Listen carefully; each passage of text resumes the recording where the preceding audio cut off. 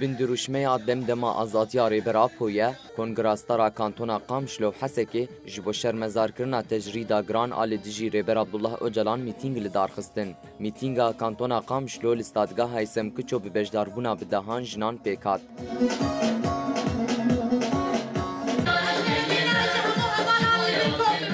Di mîtingê de li ser navê rêveberiya Xweser û koordinasyona Kongrastara xaftin hatin kirin, ew weke jinên Bakur û Rojhilatê Sûriyê tekoşîna xwe ya ji bo azadiya rêber Apo didûmînin. Beşdarvanên mîtingê ji Rojava TV re gotin divê jinên herêmê ji bo pêkanîna azadiya rêber Apo dengê xwe bilind bikin. Mîtinga wî hat dadxistin û sedasta Kantona Qamişlo wekî jinên Rojavayê Kurdistanê wekî jinê Qamişlo bi giştî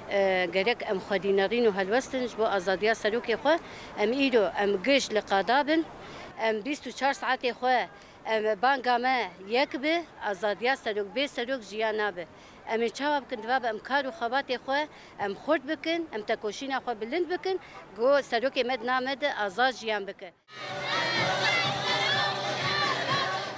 Di mîtinga bajarê Hesekê de jî endama Encûmena Malbatên Şehîdan Fatma Ehmed Axivî û got dewleta Tirk 25 salên rêber Abdullah Öcalan ji hemû mafên wî yên sereke bêpar hiştiye.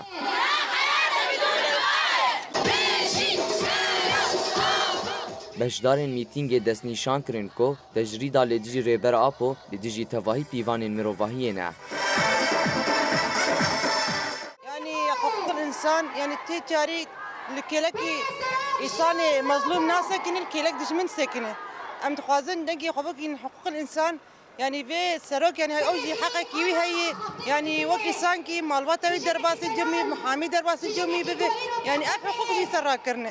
أم تخوازن حد جبر حتى إمرالي أم دقي خشينين حمو باجارة حمو دولتا أم تخوازن محامي سروك درباس الجم سروكاتي بأم آقاهية كجيب Mîtinga li bajarê Qamişlo û li bajarê Hesekê bi duruşmeyên bijî serok Apo, bijî berxwedana Imralî û bi tilîliyên dayîkan bidawî bû.